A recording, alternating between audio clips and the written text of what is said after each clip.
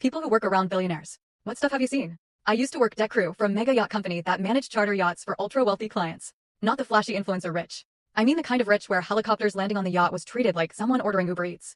I got the job through a guy I met bartending. He told me the pay was insane if you could keep your mouth shut and survive 18-hour shifts without complaining. The interview wasn't even about boating experience. Half of it was about discretion. They asked weird questions like, if a guest breaks something illegal, who do you report it to? The correct answer was apparently nobody. The yachts rotated through Monaco, St. Tropez, Miami, and occasionally private islands I'm pretty sure don't show up on maps. Every boat looked like a floating hotel designed by someone who had never heard the word budget. Marble bathrooms, wine rooms, jet skis stacked like shopping carts. One yacht had a staircase that cost more than my parents' house.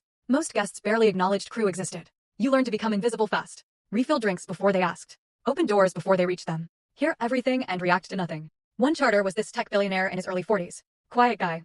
Hoodies, flip-flops, never raised his voice once. But everyone on board was terrified of disappointing him. Not because he was mean. Because people with that much money never have to repeat themselves. The trip lasted 10 days. Models, DJs, private chefs flown in halfway through, security boats following us at a distance. Every night looked like a movie trailer.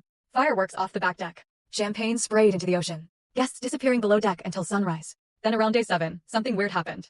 I was doing a late-night cleanup around 3 a.m. Most of the guests had passed out somewhere on the yacht. Music was finally off. The ocean was dead quiet except for the generators humming underneath the deck. I walked past the upper lounge and saw the billionaire sitting alone at the dining table eating chicken nuggets. Not gourmet ones either. Frozen chicken nuggets the chef had apparently made because he asked. There was ketchup on the table, and he was staring out into the water like he forgot where he was. I tried to walk past without bothering him, but he looked up and said, "You ever notice how everyone stops acting normal around money?" I honestly didn't know what to say. This guy was worth somewhere around $11 billion.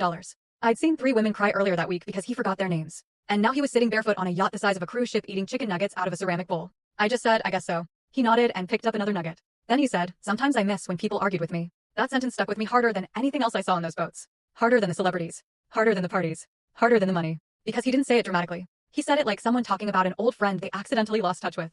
Then he asked me if I wanted one. I thought he meant a nugget. Instead, he reached into his pocket, pulled out a black casino chip, and slid it across the table. I looked down and realized it wasn't a casino chip. It was one of those private high roller chips from a casino in Monaco. Minimum value was apparently $5,000. I just froze. He shrugged and said, "Take it. I won more than I meant to tonight." Then he stood up and walked back inside like the conversation never happened. No speech. No life lesson. Nothing. I kept that chip in my locker the rest of the season because I genuinely thought accepting it would somehow get me fired. Eventually one of the senior crew members laughed and said, "Trust me. To these people, money stops feeling real after a certain point." I ended up cashing it months later. Paid off my car. But the weirdest part wasn't the money. It was realizing how lonely some of those people actually were. When you get rich enough, nobody talks to you normally anymore. Every conversation turns into a performance. Every room changes when you walk in. I think that's why he talked to crew sometimes. We were the only people on board who still answered him like a human being instead of an opportunity.